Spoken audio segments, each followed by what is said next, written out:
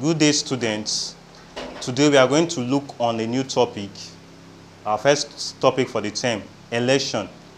During the course of this topic, we are going to see the definition of election, the purpose of election. We are going to know the meaning, the history, and the types of suffrages. Now, the first one, what is election?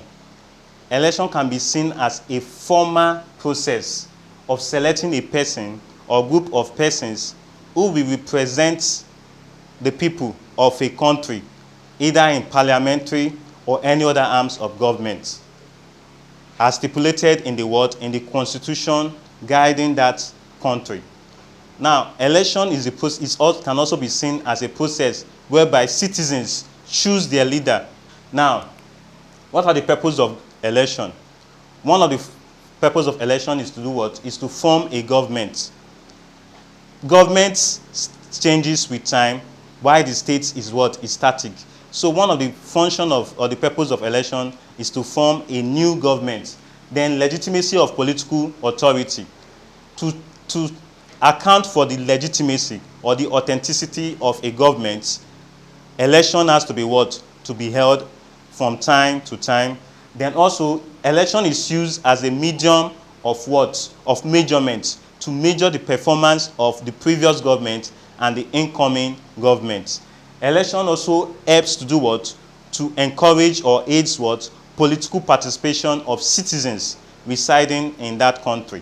Then election also helps to provide popular support for the polity and political system.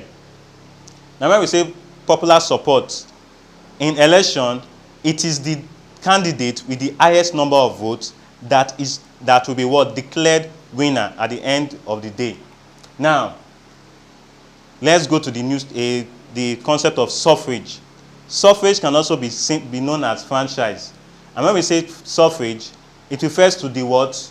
To the right of adult citizens to vote in electing public officers in government.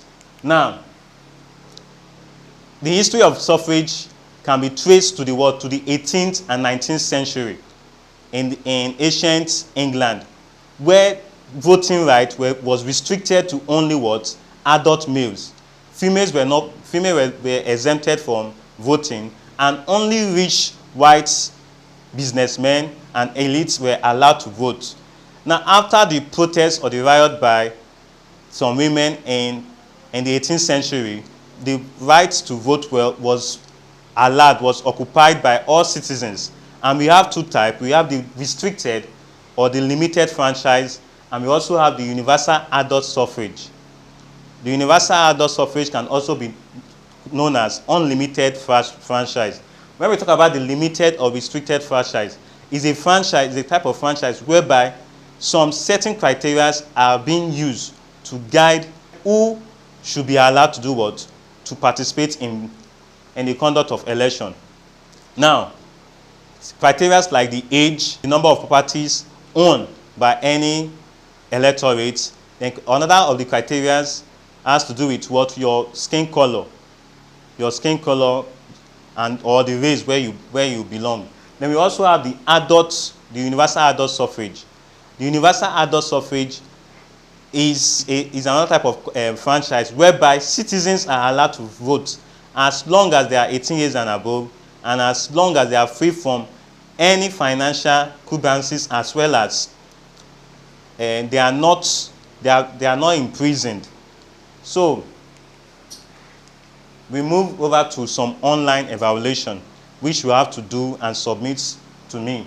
One of them is, what are the reasons for the conduct of elections? Then you have to identify 5 contestants with their deputies and their respective parties in the ongoing Edo State election. Thank you.